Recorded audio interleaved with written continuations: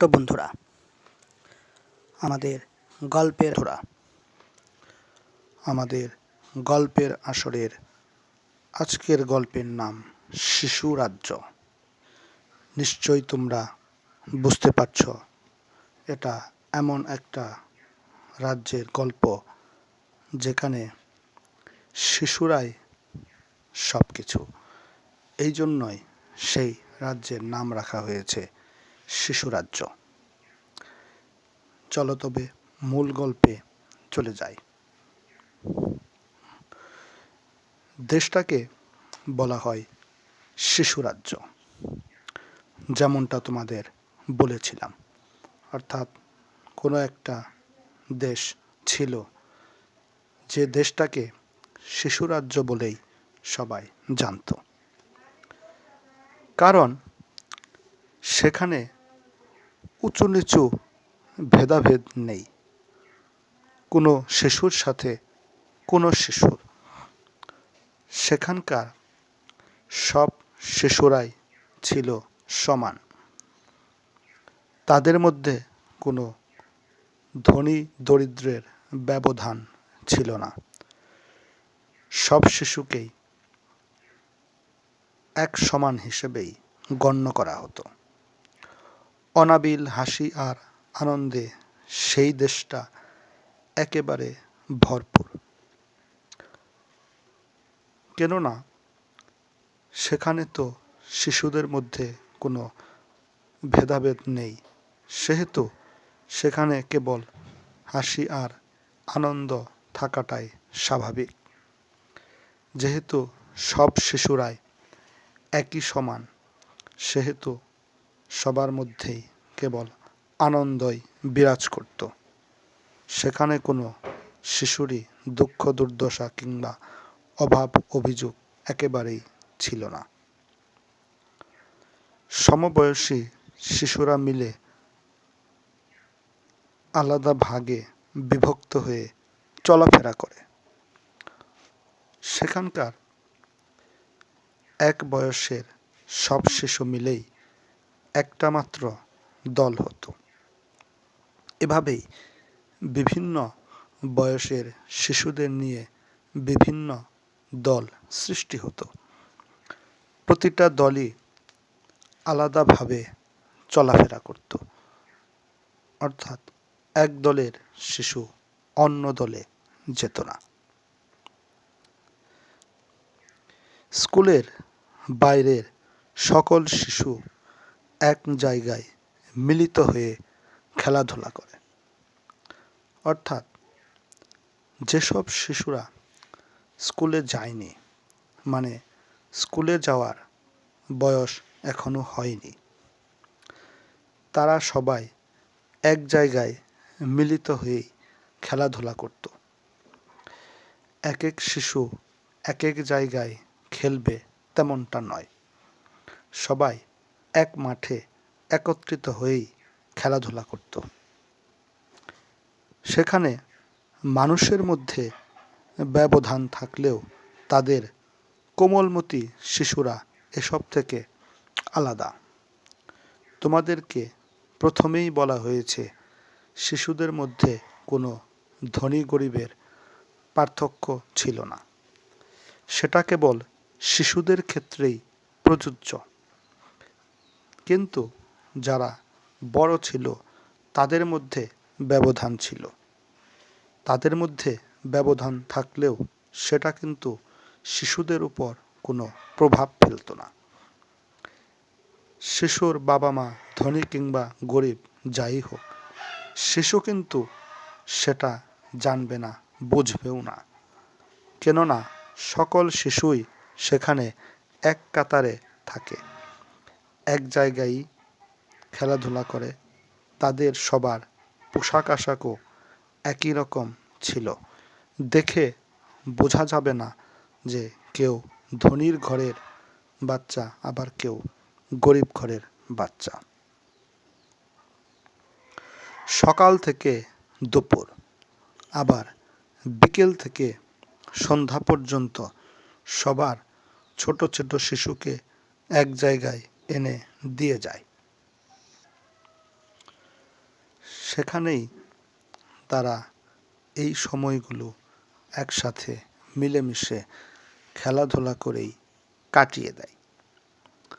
তোমরা ভাবছ এত এত শিশু এক জায়গায় খেলাধুলা করে, তারা তো হঠাৎ আবার পড়ে গিয়ে ব্যথা পেতে পারে। হাজার হোক, শিশু তো শিশুই, ঠিকই ধরেছ। হ্যাঁ, এভাবে তাদের বাবা মায়েরা তাদেরকে এক জায়গায় জড়ো করে রেখে যায়। তারপরে স্বাভাবিকভাবেই সেখানে কত কিছুই ঘটতে পারে। খেলতে খেলতে কোনো শিশু ক্লান্ত হয়ে যেতে পারে, আবার কেউ হয়তো ছোটাছুটি করতে গিয়ে পড়ে যেতে পারে, এতে আঘাতও পেতে পারে। হ্যাঁ বন্ধুরা, তাদেরকে ছেড়ে দেয়া হতো সেখানেই কিন্তু শেষ নয়, তাদেরকে দেখাশোনার ব্যবস্থাও ছিল। তার মানে হলো সেখানে তাদের দেখার জন্য বড় মানুষের একটা দল থাকে। অর্থাৎ যেসব বড় মানুষ হয়তো কাজ থেকে অবসর নিয়েছে, কেবল তাদেরকে নিয়েই একটা দল গঠন করা হতো। সেই দল বাড়ির কোনো কাজকর্ম করত না, তাদের দায়িত্ব ছিল কেবলই খেলায়রত ছোট ছোট শিশুদের দলটাকে পরিচালনা করা। তাদের কোনো খেলনার দরকার হলো কিনা, কারো কোনো সমস্যা হলো কিনা, এসব দেখার জন্যই সেই একটা দল তৈরি করাই ছিল। তারাও ওই সকাল থেকে দুপুর আবার বিকেল থেকে সন্ধ্যা দুবারই দুটি ভাগ দল ছিল। তারা সেখানে এক জায়গায় বসে নিজেরা গল্পগুজব করত, আর ছোট ছোট শিশুরা খেলাধুলা করছে কিভাবে, তাদের কোনো সমস্যা হচ্ছে কিনা, এসব তারা খেয়াল করত। এবার নিশ্চয় বুঝতে পারছ, শিশুদের কেবল এক জায়গায় জড়ো করে রেখেই চলে যেত না, তাদের দেখার জন্যও আবার একটা দল ছিল। সকালে হয়তো এক দল পাহারা দিত, আবার বিকেলবেলা অন্য আরেকটা দল এসে তাদেরকে পাহারা দিত। এভাবেই ছোট ছোট শিশুদের দেখে রাখা হতো। সেই দেশের বিত্তশালী লোকেরা সব শিশুর জন্য একই রকমের খাবারের ব্যবস্থাও করে দিত।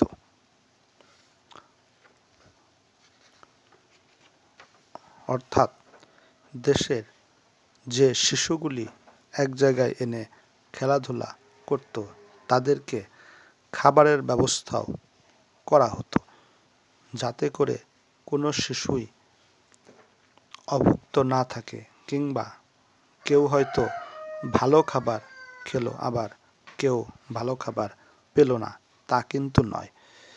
তাদেরকে একই রকমের খাবার দেয়া হতো এবং সব শিশুরাই সেই একই রকমের খাবারই খেয়ে জীবন ধারণ করত। বিভিন্ন উৎসবের সময় সেখানকার সব শিশুকে একই রকম পোশাক তৈরি করে দেওয়া হয়। নিশ্চয়ই তোমরা বুঝতে পারছ, যেহেতু সব শিশুদের খাবার একই রকমের ছিল, কাজেই তাদের সবার পোশাকও একই রকম থাকাটাই স্বাভাবিক। আর সেই দেশে তাই করা হতো, অর্থাৎ সবাইকে একই রকমের খাবারের পাশাপাশি একই রকমের পোশাকও দেওয়া হতো। ছোট্ট বন্ধুরা, তোমরা নিশ্চয় ভাবছ, এমন একটা দেশ, সেখানে তো অনেক অনেক শিশুই থাকার কথা, তাহলে এক জায়গায় সব শিশু একই সাথে খেলাধুলা করতো, এটা কেমন বিষয়? আসলে তা নয়। সেই দেশটা আমাদের দেশের মতো এমনটা নয়। আমাদের দেশে ধরো বিভিন্ন বিভাগ, জেলা কিংবা থানা আছে, সেখানে তেমনটা ছিল না। সেই দেশটাই ছিল পুরো একটা দেশে একটা বিভাগ, একটাই জেলা, একটাই থানা, যে কারণে সেটা নিয়ন্ত্রণ করতেও তেমন সমস্যায় পড়তে হতো না। ছোট একটা দেশ, অল্প কিছু জনসংখ্যা ছিল, কাজেই সেখানে শিশুদের সংখ্যাও ছিল খুবই কম, যে কারণে এই অল্প শিশুদেরকে একই রকম পোশাক এবং খাবার দিয়ে বড় করাটা সম্ভব ছিল। যা হোক,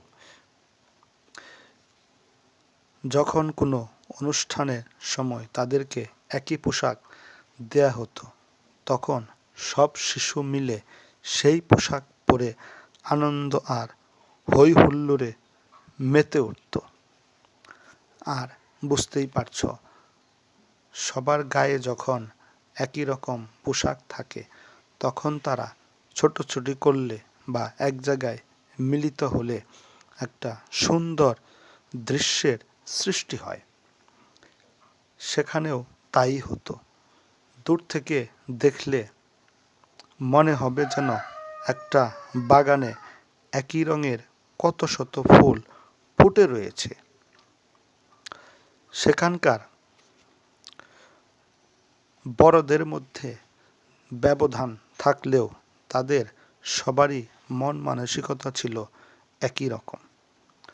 আর এই কারণেই এটা সম্ভব হয়েছে।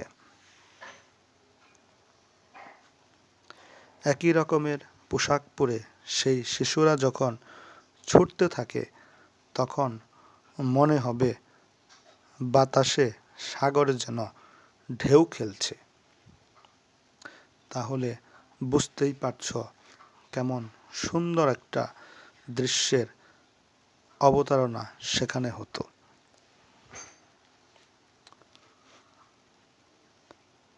যা হোক, সেই শিশুদের মাঝে কেবল মিল আর মিল। কেউ কারো সাথে ঝগড়াও করে না। আর ঝগড়া করার কোনো প্রশ্নই আসে না। তারা জন্মের পর থেকেই এমন পরিবেশ দেখেই অভ্যস্ত হয়ে গেছে।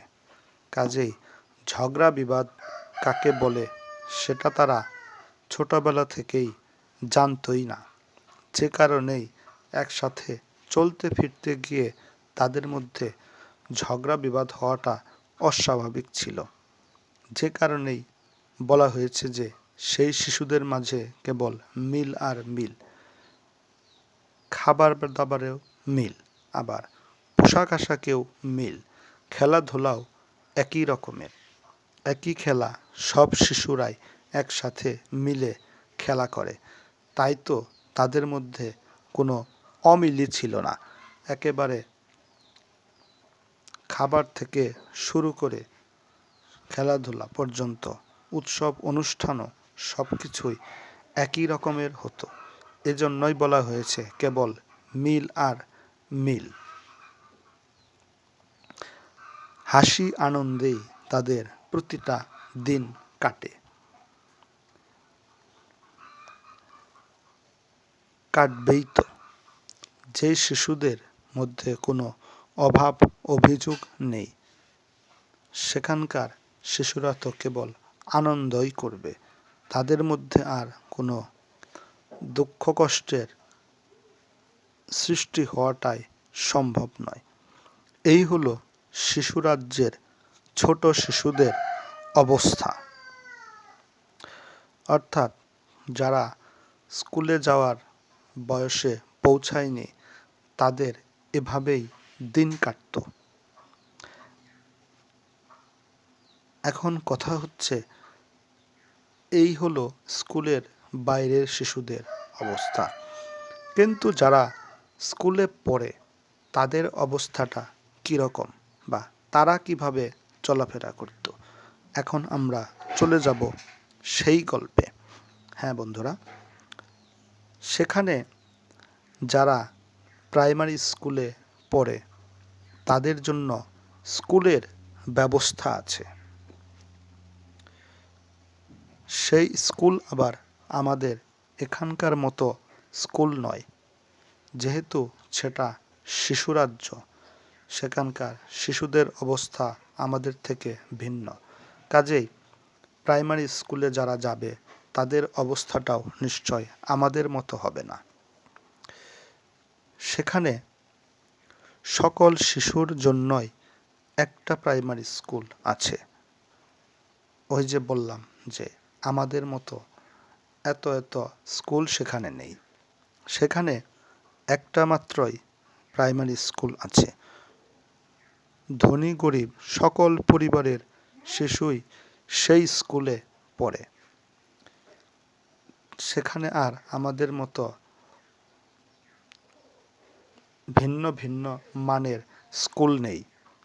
যেমন ধরো আমাদের এখানে এক এক স্কুলে এক এক রকম পরিবেশ, আবার বেতনও ভিন্ন ভিন্ন রকমের, যে কারণে সেই শিশুরাজ্যের প্রাইমারি স্কুল ভিন্ন ভিন্ন ছিল না, একটা স্কুলই ছিল।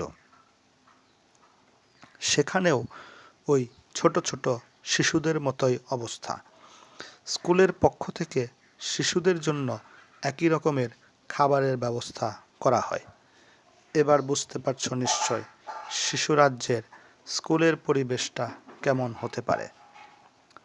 সেখানকার স্কুলের থেকেই তাদের খাবারের ব্যবস্থা করা হতো, অর্থাৎ তাদের মধ্যেও ছিল একই রকমের খাবার বন্টন। সেই স্কুলের মজার বিষয় হলো সবার এক সমান লেখাপড়া হয়। কেউ দেখা যাবে অনেক অনেক নাম্বার পেল, কেউ একেবারে ফেলই করে বসলো। সেখানকার অবস্থাটা এরকম নয়। সবার পড়াশোনার মানও ছিল একই রকমের, অর্থাৎ কেউই পড়াশোনা পারবে না এমনটা নয়, সবাইকেই প্রতিদিনের পড়া পারতে হয়। অর্থাৎ প্রতিদিনের পড়া সকল শিশুই ক্লাসে বসেই শিখে ফেলে।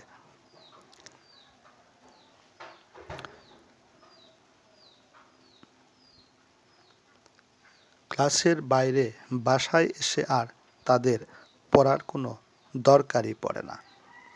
সেখানকার পড়াশোনাটাও খুব মজার।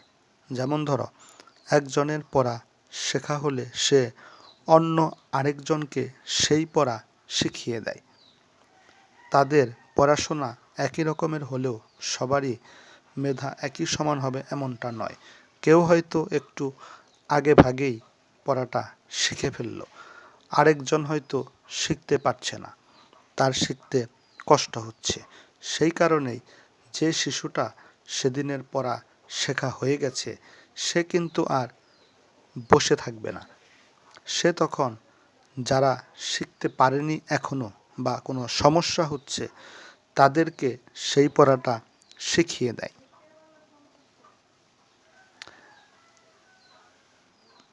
এভাবে একজন একজন করে এক সময় কিন্তু ক্লাসের সবারই পড়া শেখা হয়ে যায়। তারপরও যদি দুই একজন বাদ থাকে তার জন্যও সেখানে ব্যবস্থা আছে। ধরো একজন শিশু পড়াটা হয়তো শিখতে পারল না, তখন সে কী করবে? হ্যাঁ বন্ধুরা, যখন সবারই পড়া শেখা হয়ে গেছে তখন তাকে সবাই মিলে সেই পড়াটা শিখিয়েই ছাড়বে।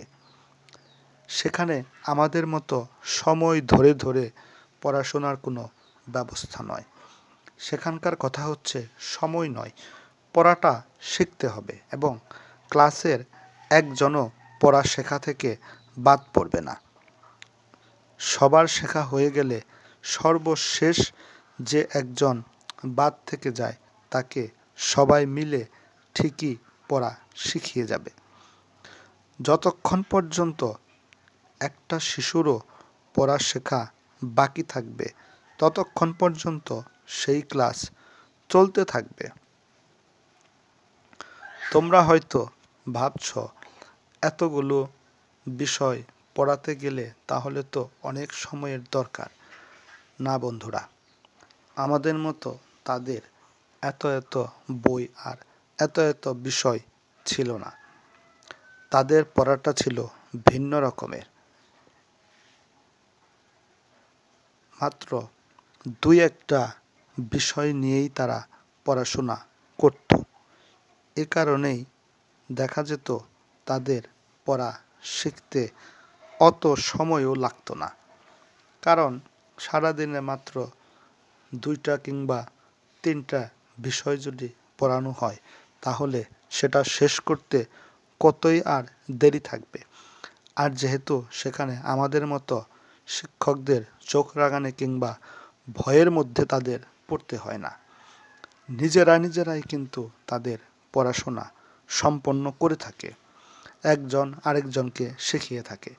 এভাবে শেখানো হলে বুঝতেই পারছ কারোরই আর পড়া শেখা বাদ থাকার কথা নয়। এভাবেই একটা ক্লাসে যখন সবার পড়া শেষ হয়ে যাবে তখন আবার দ্বিতীয় আরেকটা ক্লাস শুরু হবে। ঠিক একইভাবে সেই ক্লাসের ক্ষেত্রেও একজন আরেকজনের সাহায্যে ক্লাসের সবারই পড়া শেখা হয়ে যাবে। এভাবে সবার শেখা শেষ হলে শিক্ষক তার ইচ্ছামতো কয়েকজনকে পড়া ধরবে। সেখানকার শিক্ষকেরা মনে রাখত যে আজকে কাকে কাকে পড়া ধরল, পরের দিন হয়তো আবার তাদেরকে বাদ দিয়ে নতুন আবার অন্য কাউকে পড়া ধরত। যেহেতু সবারই পড়া শেখা হয়ে গেছে সেহেতু শিক্ষকেরও আর কোনো চিন্তা থাকার কথা নয়, যে কারণে ধরে ধরে সবাইকেই পড়া ধরতে হবে এমনটা সেখানে নয়।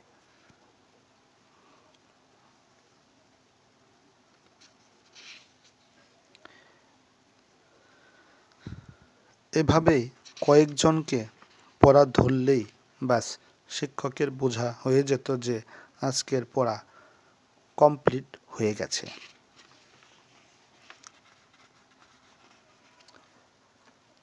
এভাবেই কিন্তু একের পর এক ক্লাস চলতে থাকে, অর্থাৎ দুইটা কিংবা তিনটা ক্লাস যাই হোক প্রতিটা ক্লাসে একই রকম পদ্ধতিতেই পড়া শেখানো হতো। প্রথমে শিক্ষার্থীরা সবাই একে অন্যে মিলেমিশে পড়াটা শিখত। পড়া শেখা শেষ হয়ে গেলে তখন শিক্ষককে বলতো যে আমাদের সবার পড়াই শেখা হয়ে গেছে। কেবলমাত্র তখনই শিক্ষক তার ইচ্ছামতো কয়েকজনকে ধরেই বাস সেই ক্লাস সমাপ্তি ঘোষণা করা হতো। তখন আবার নতুন অন্য আরেকটি ক্লাস শুরু হতো, একইভাবে সেই ক্লাসও শেষ হতো। সেই স্কুলের এই হলো পড়ার পদ্ধতি। সেখানে আরও কিছু ভিন্ন রকমের নিয়ম ছিল যেটা আমাদের মতো নয়। অর্থাৎ সেই স্কুলের কারো কোনো রোল নাম্বার থাকে না। আমাদের মতো সেখানে প্রথম, দ্বিতীয়, তৃতীয় যেহেতু এরকম কোনো স্থানের সুযোগ ছিল না, সেখানে পড়াশোনাটা ছিল সম্পূর্ণ ভিন্ন রকমের। অর্থাৎ পরীক্ষা নয় কিংবা নাম্বার নয়, সবাইকেই পড়া শিখতে হবে। এটাই ছিল শিশুরাজ্যের প্রাইমারি স্কুলের নিয়ম। এই কারণেই সেখানে কোনো রোল নাম্বারেরও প্রয়োজন থাকতো না। রোল নাম্বারটা আমাদের এখানে দেয়া হয় প্রথম, দ্বিতীয়, তৃতীয় স্থান যেহেতু অধিকার করে সেহেতু সেই অনুযায়ী এখানে রোল নাম্বার দেয়া হয়। কিন্তু শিশুরাজ্যে তো এমনটা নয় যে পরীক্ষা দিয়ে কেউ হয়তো বেশি নাম্বার পেল, কেউ আবার ফেল করলো, নাম্বারের ভিত্তিতে হয়তো রোল নাম্বার নির্ধারণ করা হয়। শিশুরাজ্যের সেই স্কুলে এরকম কোনো রোল নাম্বার নির্ধারণ করার প্রয়োজন পড়তো না, কারণ তারা সবাই পরীক্ষায় একই সময় সমান নাম্বার পেয়ে থাকে। বুঝতেই পারছ, যেহেতু সবার পড়াই প্রতিদিনই শেখা হয়ে যায়, কেউই বাদ থাকে না, তাহলে পরীক্ষা দিলেও তারা তো একই নাম্বার পাবে, এটাই স্বাভাবিক। সবাই তো একই সমান পড়া পারে, কাজেই তারা পরীক্ষায়ও তেমনই লিখে থাকে। এজন্য সবার নাম্বারের মধ্যেও কোনো ব্যবধান থাকতে পারে না। আর যেহেতু নাম্বারের মধ্যেও কোনো ব্যবধান নেই, সেহেতু তাদের আর রোল নাম্বার দেওয়ার প্রয়োজন পড়ে না। কেননা তারা প্রথম দ্বিতীয় হওয়ার কোনো সুযোগই নেই। সবাই যেহেতু একই নাম্বার পেয়ে থাকে, সেহেতু প্রথম দ্বিতীয় আর হবেই বা কিভাবে। এতক্ষণ ধরে তোমরা তো শুনলে সেই স্কুলের পড়াশোনার পদ্ধতিটা। এবার নিশ্চয় তোমাদের মনে প্রশ্ন জাগছে, এই যাদের পড়াশোনার অবস্থা, তাদের পরীক্ষাটাও তো তাহলে আর আমাদের মতো হবে না। হ্যাঁ বন্ধুরা, তোমরা ঠিকই ধরতে পেরেছ। যেহেতু তাদের পড়াশোনার পদ্ধতিটা আমাদের মতো নয়, সম্পূর্ণ ভিন্ন রকমের, কাজেই তাদের পরীক্ষাটাও আমাদের মতো হবে না। তাদের পরীক্ষার পদ্ধতিটাও হবে ভিন্ন রকমেরই।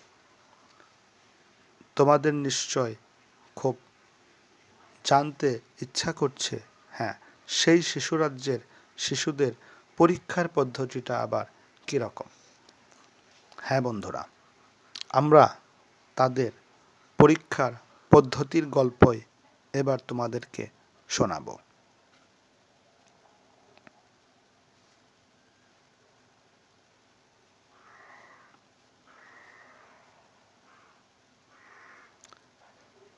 তাদের পরীক্ষাটা ছিল এমন যে, যেদিন পরীক্ষা হয় সেদিনই ফলাফল দিয়ে দেওয়া হয়। আরে কি অবাক বিষয়! আমরা পরীক্ষা দিয়ে পরীক্ষার ফলাফলের জন্য কেবল অপেক্ষা করি তা নয়, কত রকমের দুশ্চিন্তা আমাদের মাথায় ভর করে। আমরা পড়াশোনা করে পরীক্ষা দিলাম, সেখানেই শেষ নয়, ফলাফলের জন্য হয়তোবা 1 মাস কিংবা তারও বেশি অপেক্ষা করতে হয়। এই দীর্ঘ সময়টা কিন্তু আমাদের অনেক রকমের দুশ্চিন্তা মাথায় ভর করে। এমন অদ্ভুত দুশ্চিন্তা কিন্তু তাদেরকে করতে হয় না। তাদের ফলাফলটা তো তৎক্ষণাৎই দিয়ে দেওয়া হয়।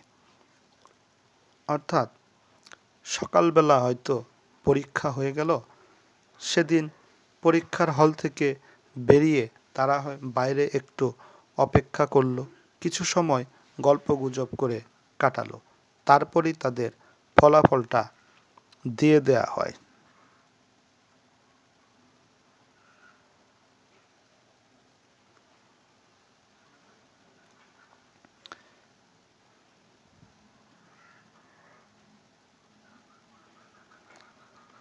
এখানেই কিন্তু শেষ নয়, ফলাফলটা দেওয়ার পরেও কিন্তু আরও কাজ আছে। সবাই যেহেতু পড়া শিখে পরীক্ষা দেয়, যেহেতু সবারই পড়া শেখাই আছে, সেহেতু একই হওয়ার কথা। কিন্তু না বন্ধুরা, তারপরও তো একটু কথা থেকে যায়। হয়তো দেখা গেল পরীক্ষার হলে গিয়ে কেউ সামান্য সময়ের জন্য কোনো একটা পড়া ভুলে যেতে পারে বা গুলিয়ে ফেলতে পারে, এটাই স্বাভাবিক। আর তখন তো তারা নাম্বারও, যারা সবই মনে রাখতে পেরেছে, তাদের সমান হবে না। এই কারণেই ফলাফল দেওয়ার পরও দেখা যাবে যে হয়তো সবার নাম্বার সমান হয়নি। আর তখনই কিন্তু আবার অন্য আরও একটা পদ্ধতি, অর্থাৎ যেসব শিশু সমান নাম্বার পাবে, তারা আবার কম নাম্বার পাওয়া শিশুদের পরীক্ষা নেবে। অর্থাৎ সেখানে দুটো দল হয়ে যাবে। যারা একই সমান নাম্বার পেয়েছে তারা হবে এক দল, আর যারা তাদের থেকে কম পেয়েছে তারা হবে আর একটা দল। আর তখন বেশি নাম্বার পাওয়া দলটাই সেই কম নাম্বার পাওয়া দলের শিশুদের পরীক্ষা নেবে। এভাবে দেখা যেত যে হয়তো দ্বিতীয়বার পরীক্ষা নেওয়ার পরেও সবার নাম্বার সমান হয়নি। আবার হয়তো কিছু শিক্ষার্থীর নাম্বার তাদের পূর্বের মানুষদের সমান হয়েছে। এবার আবার কিছু বাকি থাকতো, যারা একটু পেছনে থাকতো। তখন আবার সবাই মিলে সেই যারা এখন পর্যন্ত সমান নাম্বার উঠাতে পারেনি তাদের পরীক্ষা নিত। এভাবে বারবার পরীক্ষা নিতে নিতে এক সময় ঠিকই সবার নাম্বার সমান হয়ে যেত। যখন সবার নাম্বার সমান হয়ে যাবে তখন পরীক্ষা শেষ হবে। অর্থাৎ তাদের পরীক্ষা আমাদের মতো একবারেই হয়ে যেত না, একই পরীক্ষা বারবার নিতে হতো, কারণ তাদের উদ্দেশ্য ছিল যে সবার যেন একই সমান নম্বর হয়ে যায়। এভাবেই সেই স্কুলের শিক্ষার্থীদের পরীক্ষা আর পরীক্ষার ফলাফল নির্ধারণ করা হতো। তোমরা এখন নিশ্চয় ভাবছ, তবে সেখানে শিক্ষার্থীদের ক্লাসে নাম ডাকা হয় কিভাবে? সেখানে কেবলমাত্র তাদের নাম ধরেই রোল নাম্বার কল করা হয়। অর্থাৎ একজন করে নাম বললেই সে দাঁড়িয়ে হাজির বলতে থাকে। এভাবেই সেই স্কুলের শিশুদের উপস্থিতি হিসাব করা হয়। সেখানে রোল নাম্বার দিয়ে কোনো কিছু বিচার করা হয় না।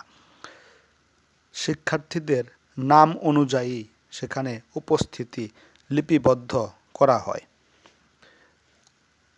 যদি কেউ অনুপস্থিত থাকে তাহলে স্কুল শেষে সবাই মিলে তার বাড়িতে যাবে। কোনো অসুখ বিসুখ হলে সব শিশুরা তাকে সঙ্গ দিবে। অর্থাৎ সে যেন অসুস্থ হওয়ার কারণে বাসায় থেকে একাকিত্ব বোধ না করে, নিজেকে যেন একা না মনে করে। হয়তো তার আফসোস থাকতে পারে যে আজকে অসুস্থতার জন্য আমি স্কুলে যেতে পারলাম না, আবার কারো সাথে খেলাধুলাও করতে পারছি না, মজার মজার গল্পগুজবও করা যাচ্ছে না। এই রকম যাতে তাদের মনে কোনো নিরানন্দ এসে ভিড় না করে, সেজন্যই এমনটা করা হতো। সে যতদিন অসুস্থ হয়ে বিছানায় পড়ে থাকত, প্রতিদিনই স্কুল ছুটি হলে সবাই মিলে কিন্তু তার বাড়িতে ঠিকই উপস্থিত হয়ে যেত। উপস্থিত হয়ে তাকে বিভিন্ন গল্প শোনাতো, তার সাথে মজার মজার আড্ডাও দিত। এতে করে অসুস্থ শিক্ষার্থীটি দেখা যেত যে শীঘ্রই সুস্থ হয়ে গেছে। সেখানে চিকিৎসার চাইতে শিক্ষার্থীদের এই যে সাথে বসে থাকা, এটাই যেন বেশি কাজ করত।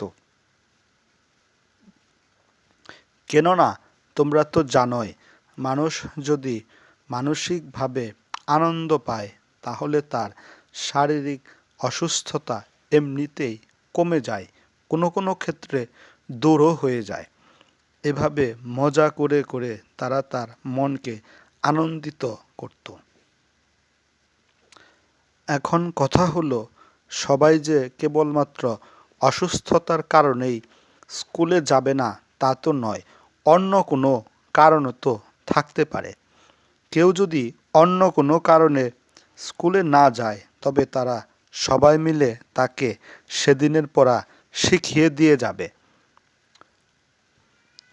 অর্থাৎ ক্লাসের পড়া থেকে সে কোনো মতেই বঞ্চিত হবে না।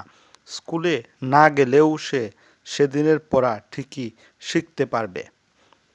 এমনি করেই সুখে শান্তিতে শিশুরাজ্যের শিশুরা দিন যাপন করছিল। বিভিন্ন দেশে দেশে শিশুরাজ্যের কথা ছড়িয়ে পড়ল। অন্যান্য দেশের মানুষ ভেবেই পেল না একটা দেশের সকল শিশু কেমন করে একই সমান চলাফেরা করে। কেননা তারা তো আর সেই দেশের কর্মকাণ্ড স্বচক্ষে দেখেনি, কেবলমাত্র শুনেই এসেছে যে এমন একটা দেশ আছে যেখানে সব শিশু একই সমান, সবাই একইভাবে চলাফেরা করে, একই সাথে মিলেমিশে থাকে, কোনো শিশুর মধ্যেই কোনো পার্থক্য কিংবা ভেদাভেদ নেই। এখন বিভিন্ন দেশে দেশে যারা শিশু ছিল তারাও কিন্তু সেই দেশের কোথাও জানতে পারল। শিশু রাজ্যের পাশেই যে দেশটা ছিল সেই দেশের দুষ্ট শিশুর দল ছিল। তারা কেবলই দুষ্টুমিতেই মেতে থাকত। তারাও কিন্তু শিশু রাজ্যের কথা বড়দের মুখে শুনেছিল, আর শুনেই কেবল ক্ষান্ত থাকেনি, তারাও চাইল যে শিশু রাজ্যে গিয়ে নিজের চোখে দেখে আসতে আসলে সেখানকার সব শিশু একসাথে মিলেমিশে থাকে কিভাবে। কিন্তু চাইলেই তো আর তারা সেখানে যেতে পারছে না। এজন্য তারা বিভিন্নভাবে চেষ্টা করতে লাগলো কিভাবে ওই রাজ্যে প্রবেশ করা যায়। যেহেতু পাশাপাশি দেশ, সেখানে আবার আমাদের মতো এমন সীমান্ত দিয়ে ঘেরা নয়, অর্থাৎ সেই দেশ থেকে অন্য দেশে যাওয়া আসা করা খুবই সহজ ছিল।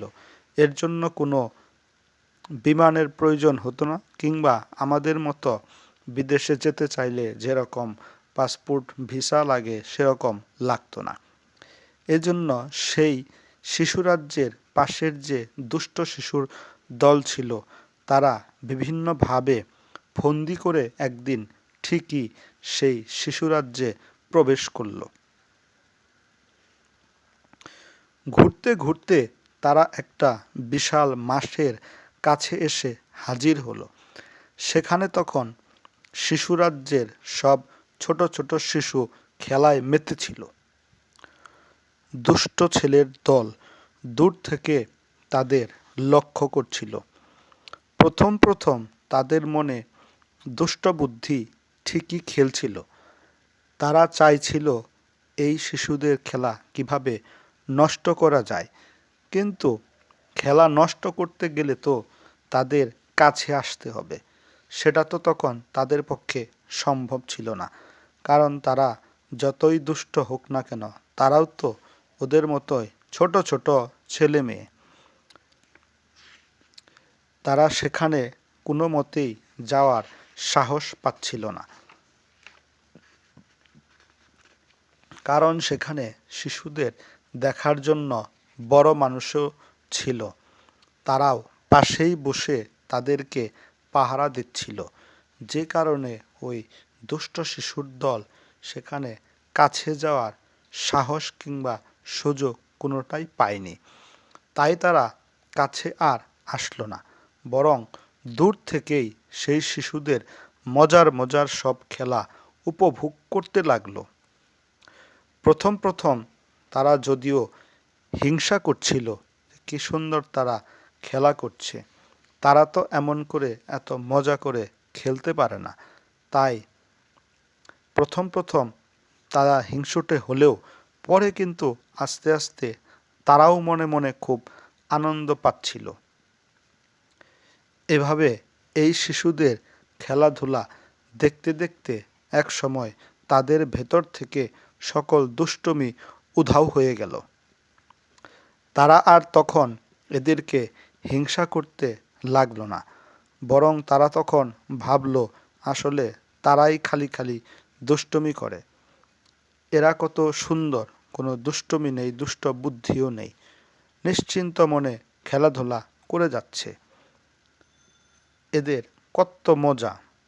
তারা ভাবতে লাগলো এই শিশুদের মতো আমরাও যদি হতে পারতাম, আহা আমাদের দেশেও যদি সব শিশু এভাবে একসাথে মিলেমিশে থাকতে পারত তবে কতই মজা হতো। এসব তারা কেবল যে একা একাই এক একজনে ভাবছে তা নয়, সবারই মনের অবস্থা একই রকম। সবাই তখন নিজ নিজ মনের কথা একে অন্যের কাছে ব্যক্ত করল। তারাও বলতে লাগলো, ঠিকই তো, এরা কত মজা করে খেলাধুলা করছে, এদের কোনো চিন্তা ভাবনাই নেই। আবার দেখো, এদের হাতে কোনো খেলাধুলায় সমস্যা না হয় সেজন্য বড় মানুষগুলো কি সুন্দর পাহারা দিচ্ছে। আর আমাদের ওখানে তো আমাদের সমস্যা নিয়ে বড়দের কাছে গেলে তারা তেমন গুরুত্বই দেয় না। পাহারা দেওয়া তো দূরের কথা, একবারের জন্য এসেও দেখে যায় না আমাদের আসলেই কি সমস্যা হচ্ছে। এই ধরো, আমাদের ওখানে খেলার মাঠের কত অভাব, এরা কত সুন্দর, কত বিশাল একটা মাঠে সবাই মিলেমিশে খেলাধুলা করছে। এমন বড় একটা মাঠ তো আমাদের দেশে নেই।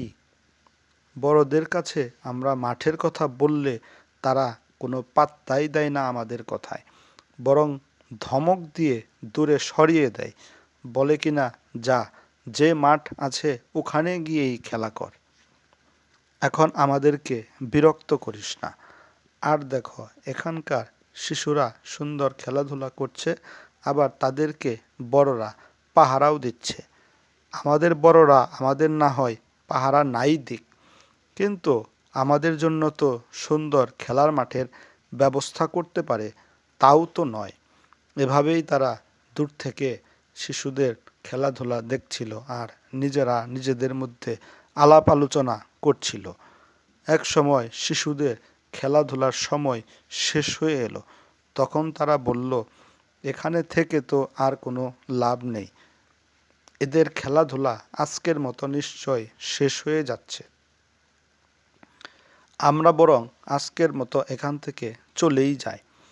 এবার তারা নিজেদের দেশে চলে গেল।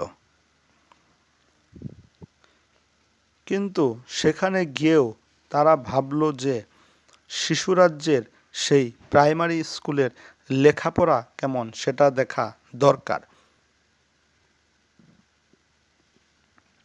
আমরা তো কেবল ছোট শিশুদের খেলাধুলা দেখেই চলে আসছি। অবশ্য সময়ও ছিল না, আমাদের আবার নিজের দেশে ফেরত আসতে হবে। সেই কারণে আমরা আর একই দিনে তাদের খেলাধুলা দেখা এবং স্কুলটাও দেখা সম্ভব হয়নি। যা হোক, আজ না হয় আমরা প্রাইমারি স্কুলটা দেখে আসতে পারিনি, কাল অবশ্যই আবার যেতে হবে সেই স্কুল দেখতে। সেই দুষ্ট ছেলের দল বলল, হ্যাঁ ঠিকই, কাল আমরা আবারও যাব। ঠিকই পরদিন সকাল সকাল তারা আবার চলল শিশুরাজ্যের স্কুল দেখতে। তারা ঠিক করলো সকাল সকাল না গেলে তো আর স্কুল হয়তো ছুটি হয়ে যেতে পারে, এর জন্য তাড়াতাড়ি গিয়ে স্কুল ছুটি হওয়ার আগেই সেখানে পৌঁছাতে হবে। কারণ স্কুলের লেখাপড়া দেখতে চাইলে তো স্কুল চলাকালীনই যেতে হবে, ছুটি হয়ে গেলে আর গিয়ে আমরা কী বা দেখতে পাবো। কেবলমাত্র স্কুলের চেহারা দেখে তো আর কিছু বোঝাই যাবে না। এসব তারা আগে ভাগেই ভেবে রেখেছিল বলেই সেদিন তারা খুব সকাল সকাল রওনা হলো। এবার তারা সেই দেশে এসে খুঁজতে খুঁজতে সেই স্কুলের দেখাও পেয়ে গেল। দূর থেকে তারা জানালা দিয়ে উঁকি মেরে মেরে দেখছিল সেখানকার পড়াশোনার কেমন পরিবেশ। তারা তো লেখাপড়ার পরিবেশ দেখে একেবারে অবাক, বলে, এ কী কারবার, এখানকার শিক্ষকেরা দেখি তেমন কিছু বলেও না, আর তাদের পড়াশোনার ব্যাপারে শিক্ষকেরাও তেমন কিছু করে না, বরং নিজেরাই নিজেদেরকে পড়াশোনা করিয়ে পড়া শেষ করে ফেলছে। শিক্ষক কেবলমাত্র তাদের পড়া ধরেই শেষ। কি সুন্দর ব্যবস্থা! আর আমাদের ওখানকার শিক্ষকদের চোখ রাঙানি দেখতে দেখতেই আমরা ভয়েই পড়া ভুলে যাই। আর এখানে দেখো কি সুন্দর পরিবেশ, শিক্ষককে ভয় পাওয়ার কোনো কারণই নেই। শিক্ষক সুন্দর নিজের আসনে বসে আছে, আর অন্যদিকে শিক্ষার্থীরা নিজেরাই নিজেদের পড়া সম্পন্ন করে ফেলছে।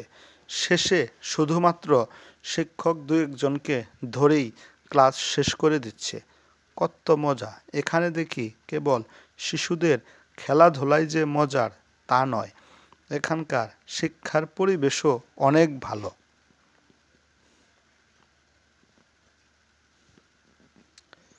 যদি তাদের দেশেও এমন কোনো স্কুল থাকতো এখানকার মতো পড়ানো হতো, তাহলে আমরা আর দুষ্টুমিই করতাম না, সব দুষ্টুমি ছেড়ে প্রতিদিন স্কুলে যেতাম।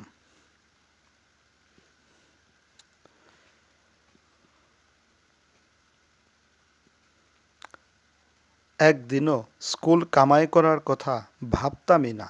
এখানকার স্কুল কত মজার, স্কুলের লেখাপড়াও কত মজার। এমন মজার স্কুল পেলে আমরা কেনই বা স্কুল কামাই করব। সেই দুষ্ট ছেলের দলের মধ্যে যারা ছিল তাদের সবাই 3 বছর ধরে প্রথম শ্রেণীতেই পড়ে আছে। তারা কেবলই ফেল করে আর ফেল করে। উপরের ক্লাসে উত্তীর্ণ হওয়ার কোনো সম্ভাবনাই তাদের মধ্যে নেই। প্রতি বছর ফেল করে বলে তাদের উপরের শ্রেণীতে ওঠানো হয় না। ছোট্ট বন্ধুরা, নিশ্চয়ই তোমরা বুঝতে পারছো যে এই দুষ্ট ছেলের দল কেবল দুষ্টমিতেই পাকা নয়, তারা পরীক্ষায় ফেল করতেও বেশ উস্তাদ। তোমরা কিন্তু আবার ওদের মতো হবে না। তোমরা ভালোভাবে পড়াশোনা করবে আর প্রতি বছরই নতুন নতুন ক্লাসে উঠে যাবে। যা হোক, তারা তখন চিন্তা করল, এই স্কুলে পড়তে পারলে আর আমরা একই ক্লাসে বারবার পড়ে থাকতাম না, ঠিকই পাশ করে নতুন ক্লাসে উঠে যেতাম। এসব ভেবে তারা আফসোস করতে লাগলো আর তারা বলতে লাগলো, ইস, এই স্কুলে আজকেই যদি ভর্তি হয়ে যেতে পারতাম। ছোট্ট বন্ধুরা, তোমরা তো বুঝতেই পারছো, তারা সেই স্কুলে পড়ার জন্য একেবারে ব্যাকুল হয়ে গেল। কিন্তু সেখানে পড়া তো সম্ভব নয়, কারণ তারা অন্য দেশ থেকে এসেছে। নিশ্চয় অন্য দেশের কাউকে ওখানে ওরা ভর্তি করবে না। আর তাদের পক্ষেও তো প্রতিদিন এসে গিয়ে এখানে ক্লাস করাটাও সম্ভব না। তাই তারা কেবল আফসোসই করতে লাগলো। তাদের মনও ভীষণ খারাপ হয়ে গেল। আর সেই মন খারাপ নিয়েই তারা এবারের মতো ফিরে এলো। আর এসেই তাদের বাড়িতে সব ঘটনা খুলে বলল। সব শুনে অভিভাবকরা খুশি হলো, কারণ তাদের অভিভাবকরাও জানে তারা কেবলই দুষ্টমিতেই পাকা আর পরীক্ষায় প্রতি বছরই কেবল ফেল করতে করতে একই ক্লাসে 3 বছর ধরে পড়ে আছে। আর আজ তারা এত সুন্দর সুন্দর কথা বলছে। আসলেই তো ওই রকম একটা স্কুলে যদি পড়তে পারে তাহলে তো ভালোই হয়। আর সবচাইতে বড় কথা হলো, কোনো দুষ্ট ছেলে যদি এভাবে ভালো হয়ে যায় তবে কার না ভালো লাগে। এজন্যই তাদের অভিভাবকরাও খুবই আনন্দিত হলো। তারা চিন্তা করল, যাক, আজকে না হয় এরা ফাঁকি দিয়ে ওই দেশে গিয়েছে, কিন্তু তাতে কি হয়েছে? সেখানে গিয়ে তো তারা খারাপ কিছু করেনি, বরং ভালো জিনিসই শিখে এসেছে। তাদের মধ্যেও এখন আর আগের মতো দুষ্টুমি লক্ষ্য করা যাচ্ছে না। কিছুদিন তাদের অভিভাবকরা তাদের পর্যবেক্ষণ করল। সত্যি সত্যি তারা আর আগের মতো এখন দুষ্টুমি করে না, কেবলই চুপচাপ বসে থাকে আর কি যেন ভাবতে থাকে। তখন সবার অভিভাবক এক হয়ে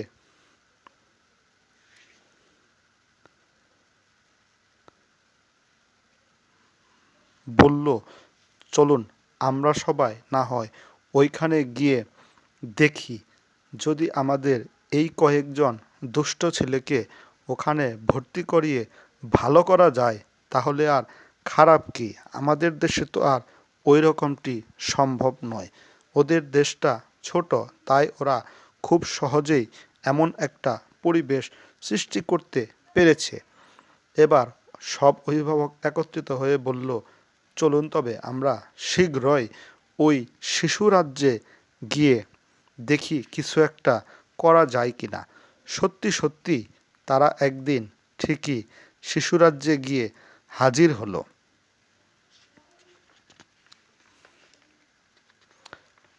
সেখানে গিয়ে তারা সেই স্কুলের শিক্ষকদের সাথে কথা বলল। স্কুলের শিক্ষকরা বলল, আমাদের সাথে কেবল কথা বললে হবে না, এখানকার শিশুরাই কিন্তু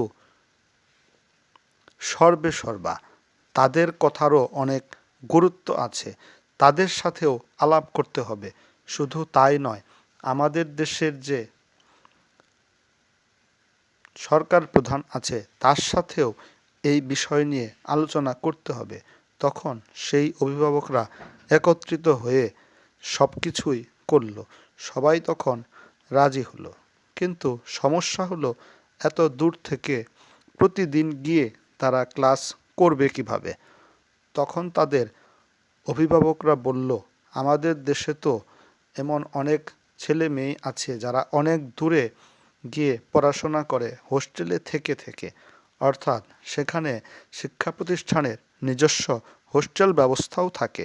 আপনাদের এখানেও না হয় এই কয়জন ছেলের থাকার একটা ব্যবস্থা করে দিলে খুবই ভালো হয়, তাহলে তারা এখানে থেকে পড়াশোনা করে ভালো হতে পারে। শিশুরাজ্যের সবাই ভাবল, সত্যিই তো, এতগুলো দুষ্ট ছেলে যদি একসাথে ভালো হয়ে যায় তাহলে আর খারাপ কি। ঠিক আছে, তাদের না হয় এখানে থাকারও একটা ব্যবস্থা করে দেয়া যাবে। সত্যি সত্যিই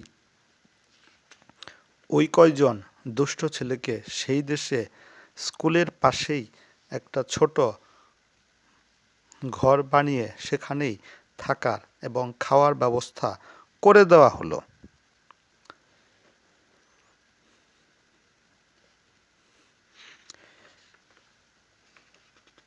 এবার তারা সেই স্কুলে ভর্তি হতে পেরে মহা আনন্দিত হলো। আনন্দের সাথেই তারা প্রতিদিন পড়াশোনা করতে লাগলো।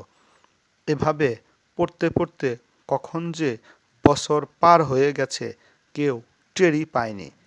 বছর শেষে দেখা গেল যে সেই দুষ্ট ছেলের সবকটাই খুব ভালো ফলাফল করেছে।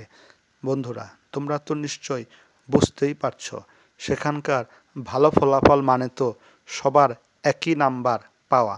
হ্যাঁ, ওই দুষ্ট ছেলের দলও পরীক্ষায় কিন্তু তাদের সবার সমান নাম্বারই পেয়ে পরের ক্লাসে উত্তীর্ণ হয়ে গেল।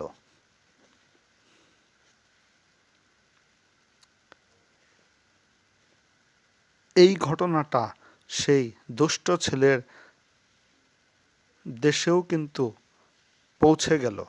অনেকেই জানতে পারল এই অবস্থার কথা। যারা দুষ্ট ছেলেগুলোকে চিনত তারাও তখন দেখতে পেল সত্যি সত্যিই তো এরা একেবারে ভালো হয়ে গেছে। শুধু আচার আচরণ ভালো হয়েছে, দুষ্টমি ছেড়ে দিয়েছে তা নয়, পড়াশোনায়ও বেশ ভালো। কারণ এখানে তারা শিখে গেছে ঠিকই, সেখানে গিয়েও তো সেটা তারা আর ভুলে যায়নি, সে পড়া তো ঠিকই পেরেছে। এবার অন্যান্য যারা অভিভাবক আছে তারা চিন্তা করল, শিশু রাজ্যের মতো যদি আমাদের এখানেও নিয়ম চালু করার উদ্যোগ নেওয়া যায় তাহলে তো একেবারে খারাপ হয় না। এভাবে একজন দুজন করে করে বেশ অভিভাবক একত্রিত হয়ে গেল। তারাও তখন বলল, যদিও আমাদের দেশের সরকার প্রধান এর জন্য কোনো ব্যবস্থা নাও নিতে পারে, তা না নিলে ক্ষতি কী, আমরা বরং নিজেরাই নিজেদের উদ্যোগে এমনটা করতে পারি।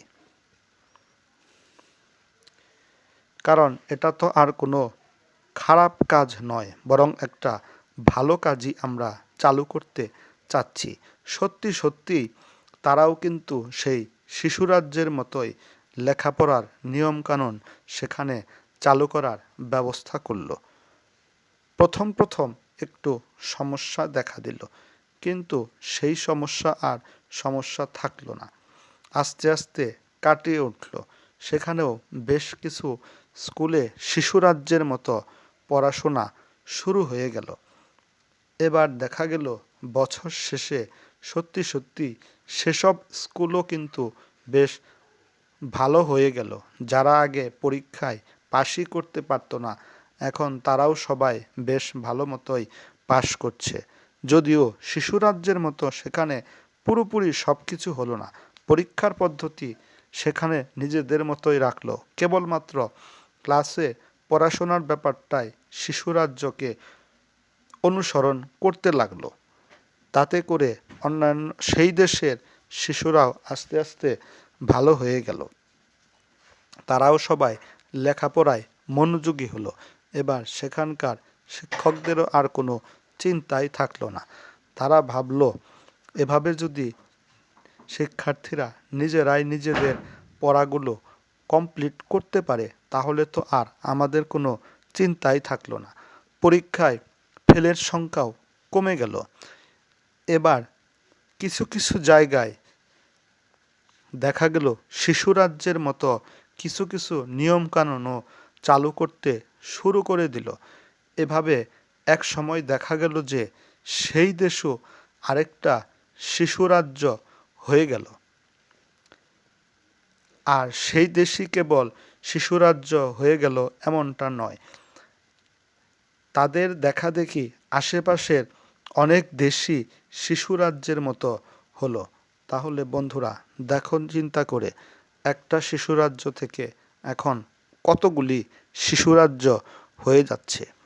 আমরাও যদি এরকম কোনো শিশুরাজ্য গড়ে তুলতে পারি, তাহলে সবার জন্যই কত মঙ্গল। তোমরা যারা ছোট ছোট শিশু আছো, তাদের জন্য তো খুবই ভালো হয়। সবাই মিলে সব শিশুরা একসাথে আনন্দ করবে, সময় কাটাবে, এটা তো খুবই ভালো হয়। যা হোক, এই ছিল আমাদের আজকের গল্প। কেমন লেগেছে সবার কাছে? নিশ্চয়ই ভালো লেগেছে।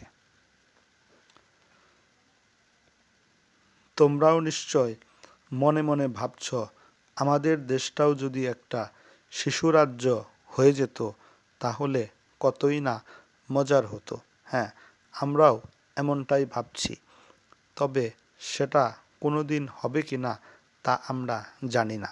তবে আমরা মনে মনে আশা করতেই পারি আমাদের দেশটাও হয়ে উঠুক একটা শিশুরাজ্য। আজকের মতো এখানেই গল্প শেষ করছি। আগামীতে আবার নতুন কোনো গল্প নিয়ে তোমাদের সামনে হাজির হয়ে যাব। ততক্ষণ পর্যন্ত সবাই ভালো থাকবে। আর করোনার এই পরিস্থিতিতে এখনও কিন্তু আমাদের বাইরে যাওয়ার সুযোগ বা সময় হয়নি। এখনও আমরা ঘরেই থাকব, ঘরে থেকেই যা কিছু করার করব। অতি প্রয়োজন ছাড়া বাইরে যাবই না। খুব বেশি প্রয়োজন হলে নিজেদের সুরক্ষিত অবস্থায় রেখেই তবে আমরা বাইরে যাব। সবাই ভালো থেকো। আল্লাহ হাফেজ।